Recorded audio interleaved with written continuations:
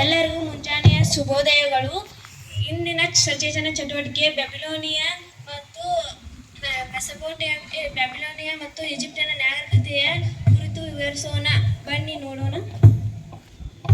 ಮೆಸೊಪೊಟೇಮಿಯಾಯು ಎರಡು ನದಿಗಳ ನಡುವಿನ ಕಣಿವೆ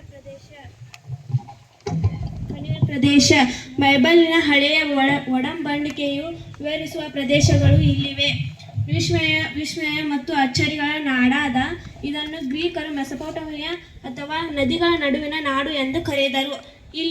ಇಲ್ಲಿ ಹರಿಯುವ ಎರಡು ನದಿಗಳಾದ ಯೂಫ್ರೇಟಿಸ್ ಮತ್ತು ಟೈಗ್ರಿಸ್ ನದಿಗಳು ಪಶ್ಚಿಮದ ಏಷ್ಯಾ ಮರುಭೂಮಿಯನ್ನು ಫಲವತ್ತಾಗಿಸಿವೆ. ಈ ಎರಡು ನದಿಗಳ ನಡುವಿನ ಪ್ರದೇಶದ ಜನರನ್ನು ಆಕರ್ಷಿಸಿದ್ದು ಈ ಪ್ರದೇಶದ ಫಲವತ್ತತೆ ಮತ್ತು ಮೆಸೊಪೊಟೇಮಿಯಾ ಮೊಟ್ಟ ಮೊದಲ ಫಲವತ್ತಾದ ಬರವಣಿಗೆಯನ್ನು ಅಭಿವೃದ್ಧಿಪಡಿಸಿದವರು ಸುಮೇರಿಯನ್ನರು. ಸುಮಾರು 30 ಶತಮಾನಗಳವರೆಗೂ ಫಲವತ್ತಾದ ಕಣಿವೆಗೆ ಧಾವಿಸಿ ಬಂದ ಸುಮೇರಿಯನ್ನರು, ಬ್ಯಾಬಿಲೋನಿಯನ್ನರು ಮತ್ತು ಅರಸಿಯನ್ನರು ಹಾಗೂ ಚಾಲ್ಡಿಯನ್ನರು ಇದೇ ಬರವಣಿಗೆಯನ್ನು ಬಳಸಿದರು. ಈ ಲಿಪಿಯನ್ನು ಕ್ಯೂನಿಫಾರ್ಮ್ ಎಂದು ಕರೆಯುತ್ತಾರೆ. ಈ ನಾಗರಿಕತೆಯ ಕೇಂದ್ರ ಸ್ಥಳ ಯೂಫ್ರೇಟಿಸ್ ಹಾಗೂ ಟೈಗ್ರಿಸ್ ನದಿಗಳ ನಡುವಿನ ಕಣಿವೆ ಪ್ರದೇಶದ ದಕ್ಷಿಣ ಭಾಗ. ಪ್ರಾಚೀನ ಕಾಲದಿಂದಲೂ ಇದನ್ನು ಬ್ಯಾಬಿಲೋನಿಯಾ ಎಂದು ಕರೆಯುತ್ತಿದ್ದರು. ಬ್ಯಾಬಿಲೋನಿಯಾದ ಉತ್ತರ ಭಾಗವನ್ನು ಅಕ್ಕಡ್ ಎಂದು ಹಾಗೂ ದಕ್ಷಿಣ ಭಾಗವನ್ನು ಸುಮೇರ್ ಎಂದು ಗುರುತಿಸಲಾಗುತ್ತಿತ್ತು. ಮೆಸೊಪೊಟೇಮಿಯಾದ ಉತ್ತರ ಭಾಗವನ್ನು ಅಸಾರಿಯಾ ಎಂದು ಕರೆಯುತ್ತಿದ್ದರು. ಬ್ಯಾಬಿಲೋನಿಯಾದ ತೂಗು ಉದ್ಯಾನವನ. ದಂತಕಥೆಯಾದ ಈ ಉದ್ಯಾನವನ್ನು ಯೂಫ್ರೇಟಿಸ್ ಹಾಗೂ ಟೈಗ್ರಿಸ್ ನದಿಯ ದಂಡೆಯ ಮೇಲೆ ಸುಮಾರು ಶಾಲಿವಾಹನ ಪೂರ್ವ 7ನೇ ಶತಮಾನದಲ್ಲಿ ನಿರ್ಮಿಸಲಾಯಿತು. ಇದು ಪ್ರಾಚೀನ ಜಗತ್ತಿನ 7 ವಿಸ್ಮಯಗಳಲ್ಲಿ ಒಂದು. ಸೋಜಿಗವೆಂದರೆ ಬ್ಯಾಬಿಲೋನಿಯಾ ಕ್ಯೂನಿಫಾರ್ಮ್ ದಾಖಲೆಗಳು ಅಲ್ಲಿನ ಅರಮನೆ, ಬ್ಯಾಬಿಲೋನ ನಗರ ಮತ್ತು ಅದರ ಗೋಡೆಗಳನ್ನು ಉಲ್ಲೇಖಿಸುವಂತೆ ತೂಗುವ ಉದ್ಯಾನವನದ ಬಗ್ಗೆ ಎಳ್ಳಷ್ಟು ಉಲ್ಲೇಖಿಸದಿರುವುದು ಅಚ್ಚರಿಯನ್ನು ಮೂಡಿಸಿದೆ. ಬಹುತೇಕ ವಿದ್ವಾಂಸರು ತೂಗುವ ಉದ್ಯಾನವನವನ್ನು ಕಟ್ಟಿದವನು ದೊರೆ 2ನೇ ನೆಬುಕಡ್ನೆಜರ್ ಎಂದು ಅಭಿಪ್ರಾಯಪಡುತ್ತಾರೆ. ನೆಬುಕಡ್ನೆಜರ್ನ ಪತಿಯಾದ ಅಮೈಟಿಸ್ ಮೀಡ್ ಪ್ರದೇಶದವಳು. ಅವಳ ತಾಯ್ನಾಡಿನ ಬೆಟ್ಟ, ಮರ ಗಿಡಗಳ ಹಸಿರಿನ ಸುಂದರ ಪರಿಸರದ ಬೇಸರದಲ್ಲಿದ್ದ ಈಕೆಯನ್ನು ಸಂತೈಸಲು ನೆಬುಕಡ್ನೆಜರ್ ಇದನ್ನು ಕಟ್ಟಿದನು ಎನ್ನಲಾಗಿದೆ. ಮತ್ತೆ ಕೆಲವರು ಇದು ಅಸಾರಿಯಾದ ರಾಣಿಯಾಗಿದ್ದ ಸಮ್ಮು ರಾಮತ್ಗಳಿಂದ ರಚಿಸಲಾಯಿತು ಎಂದು ಅಭಿಪ್ರಾಯಪಡುತ್ತಾರೆ.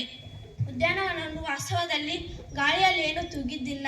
ಮರ ಗಿಡಗಳನ್ನು ಜಿಗುರಾಟ್ನ ವಿವಿಧ ಹಂತಗಳಲ್ಲಿ ಕೃಷಿ ಮಾಡಲಾಗಿತ್ತು ಮತ್ತು ಅವುಗಳ ಹಂತಗಳಲ್ಲಿ ಜೋತು ಬಿದ್ದು ತೂಗುತ್ತಿದ್ದ ಕಾರಣ ನೋಡುಗರಿಗೆ ತೂಗುವ ಉದ್ಯಾನವನದಂತೆ ಕಾಣುತ್ತಿತ್ತು. ಯೂಫ್ರೇಟಿಸ್ ನದಿಯಿಂದ ಇವುಗಳಿಗೆ ನೀರನ್ನು ಹಾಸಲಾಗುತ್ತಿತ್ತು. ತಮ್ಮ ದೇವರುಗಳನ್ನು ಬೆಟ್ಟದ ತಪ್ಪಲಿನ ಮೇಲೆ ಆರಾಧಿಸುತ್ತಿದ್ದ ಇವರು ಸಮತಟ್ಟಾದ ಪ್ರದೇಶಕ್ಕೆ ಬಂದು ನೆಲೆಸಿದ ಮೇಲೆ ಕೃತಕವಾದ ಬೆಟ್ಟಗಳನ್ನು ಕಟ್ಟಿ ಅದರ ಮೇಲೆ ಆರಾಧನಾ ಸ್ಥಳವನ್ನು ಕಟ್ಟಿಕೊಂಡರು. ಅವುಗಳನ್ನು ಜಿಗುರಾಟ್ ಎಂದು ಕರೆಯುತ್ತಾರೆ. ಯಹೂದಿಗಳು ಈ ಗೋಪುರಗಳನ್ನು ಬೈಬಲ್ನ ಗೋಪುರಗಳೆಂದು ಕರೆಯುತ್ತಾರೆ. ಹಮ್ಮುರಬಿ ಕಾನೂನು. ಹಮ್ಮುರಬಿ ಸಂಹಿತೆಯ ನಿಯಮಗಳಿಗೆ ಮುಖ್ಯ ಆಧಾರವೇನೆಂದರೆ 1901ರಲ್ಲಿ ಪತ್ತೆ ಮಾಡಲಾದ ಶಿಲಾಶಾಸನ. ಇದನ್ನು ಒಂದು ಪ್ಯಾರಿಸ್ನ ಲೋರ್ ವಸ್ತು ಸಂಗ್ರಹಾಲಯದಲ್ಲಿ ಇಡಲಾಗಿದೆ. ಹಮ್ಮುರಬಿಯ ಸಂಹಿತೆ ಕಣ್ಣು ಬದಲು ಕಣ್ಣು ಕೀಳುವುದು, ಹಲ್ಲಿನ ಬದಲು ಹಲ್ಲು ಕೀಳುವುದು ಎನ್ನುವ ತರ್ಕವನ್ನು ಪ್ರತಿಪಾದಿಸುತ್ತಿತ್ತು. ಹಮ್ಮುರಬಿಯ ಸಂಹಿತೆಯು ನಮಗೆ ಲಭ್ಯವಿರುವ ಅತ್ಯಂತ ಪುರಾತನ ನಿಯಮಗಳಲ್ಲಿ ಒಂದೆನಿಸಿದೆ. ಮಹಿಳೆ ಹಾಗೂ ಗುಲಾಮರನ್ನು ಒಳಗೊಂಡಂತೆ ಬ್ಯಾಬಿಲೋನಿನ ಸಮಾಜದ ಎಲ್ಲ ವರ್ಗಗಳ ರಕ್ಷಣೆಗಾಗಿಯೇ ಈ ನಿಯಮಗಳನ್ನು ರಚಿಸಬೇಕು.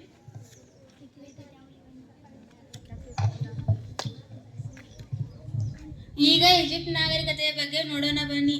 ಈಜಿಪ್ಟ್ನ ನಾಗರಿಕತೆಯು ಚಿಗುರೊಡೆದಿದ್ದು ಇಲ್ಲಿ ಹರಿಯುವ ನೈಲ್ ನದಿಯಿಂದಾಗಿ. ಇಲ್ಲಿ ದೊರೆತಿರುವ ಅವಶೇಷಗಳು ಈಜಿಪ್ಟ್ನ ವೈಭವವನ್ನು ಸಾರುವಂತಹವು. ಅಗಾಧವಾದ ಪಿರಮಿಡ್ಗಳು, ಮೂರ್ತಿಶಿಲ್ಪಗಳು, ದೇವಾಲಯಗಳು ಹಾಗೂ ಅದರೊಳಗೆ ದೊರೆತಿರುವ ಬರಹಗಳು ಇಲ್ಲಿನ ಸಂಸ್ಕೃತಿ ಹಾಗೂ ಚರಿತ್ರೆಯನ್ನು ಸಾರುತ್ತವೆ. ಈಜಿಪ್ಟಿಯನ್ನರ ಕೊಡುಗೆ. ಸಣ್ಣ ಚಿತ್ರಗಳನ್ನು ಒಳಗೊಂಡ ಇದನ್ನು ಹೀರೋಗ್ಲಿಫಿಕ್ಸ್ ಎಂದು ಕರೆಯುತ್ತಾರೆ. ಮರಣದ ನಂತರ ಮನುಷ್ಯನ ಬದುಕಿನ ಬಗ್ಗೆ ಅವರಿಗೆ ನಂಬಿಕೆ ಇತ್ತು. ಮನುಷ್ಯನು ಪರಲೋಕದಲ್ಲಿ ಇಹಲೋಕದ ತನ್ನ ಕೃತ್ಯಗಳ ವರದಿಯನ್ನು ಸಾವಿನ ನಂತರದ ಬದುಕಿನ ಅಧಿಪತಿಯಾದ ಪ್ರಬಲ ದೈವ ಓರಸಿನಿಗೆ ನೀಡಬೇಕು ಎಂಬ ನಂಬಿಕೆ ಇತ್ತು. ಇವರು ಇಲ್ಲಿನ ಬದುಕನ್ನು ಕೇವಲ ಕ್ಷಣಿಕ ಎಂದು ಪರಿಗಣಿಸಿ ನಂತರದ ಬದುಕಿಗಾಗಿ ಸುದೀರ್ಘ ತಯಾರಿ ನಡೆಸಿದ ಪರಿಣಾಮವಾಗಿ ನೈಲ್ ಪ್ರದೇಶವನ್ನೆಲ್ಲ ಸತ್ತವರಿಗಾಗಿ ಮೀಸಲಿಟ್ಟರು. ಈ ನಿಟ್ಟಿನಲ್ಲಿ ತಯಾರಿಯಲ್ಲಿ ಸತ್ತವರ ದೇಹವನ್ನು ವಿವಿಧ ರಾಸಾಯನಿಕಗಳಿಂದ ಲೇಪಿಸಿ ತೆಳುವಾದ ಬಟ್ಟೆಯಿಂದ ಸುತ್ತಿಡುತ್ತಿದ್ದರು. ಇಡೀ ದೇಹವನ್ನೆಲ್ಲ ಆವರಿಸುವಂತೆ ಅವುಗಳನ್ನು ಸಂರಕ್ಷಿಸಲಾಯಿತು. ಹೀಗೆ ಸಂರಕ್ಷಿಸಲ್ಪಟ್ಟ ದೇಹವನ್ನು ಮಮ್ಮಿ ಎಂದು ಕರೆಯುತ್ತಾರೆ. ಈ ದೇಹವನ್ನು ವಿಶೇಷವಾಗಿ ತಯಾರಿಸಿದ ಶವಪೆಟ್ಟಿಗೆಯಲ್ಲಿ ಇಡಲಾಗುತ್ತಿತ್ತು. ಈಜಿಪ್ಟಿಯನ್ನರು ಸಮಾಧಿಯನ್ನು ಕಟ್ಟುತ್ತಿದ್ದರು. ಚಿರನಿದ್ರೆಯಲ್ಲಿರುವವರನ್ನು ಯಾರೂ ಬಾಧಿಸದಂತೆ ಬೃಹತ್ ಶಿಲೆಗಳನ್ನು ಬಳಸಿ ಗೋಪುರದಂತೆ ಸಮಾಧಿಯ ಮೇಲೆ ಕಟ್ಟಡವನ್ನು ಕಟ್ಟಲಾಯಿತು. ಸ್ಪರ್ಧೆಯಂತೆ ಶ್ರೀಮಂತರು ಹಾಗೂ ದೊರೆಗಳು ಅತ್ಯಂತ ಎತ್ತರದ ಗೋಪುರದ ಶಿಖರವನ್ನು ಕಟ್ಟುತ್ತಿದ್ದರು.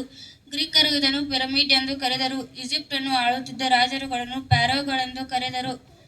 ಪ್ಯಾರೋ ಎಂದರೆ ದೊಡ್ಡ ಮನೆಯಲ್ಲಿ ವಾಸಿಸುವ ಮನುಷ್ಯ ಎಂದರ್ಥ.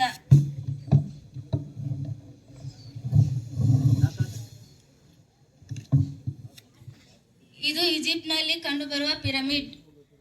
ಇದು ಮೆಸೊಪೊಟೇಮಿಯಾದಲ್ಲಿ ಕಂಡುಬರುವ ಜಿಗುರಟ್. ಮೆಸೊಪೊಟೇಮಿಯಾದಲ್ಲಿ ಕಂಡುಬರುವ ಬ್ಯಾಬಿಲೋನಿಯಾದ ತೂಗು ಉದ್ಯಾನವನ. ಧನ್ಯವಾದ.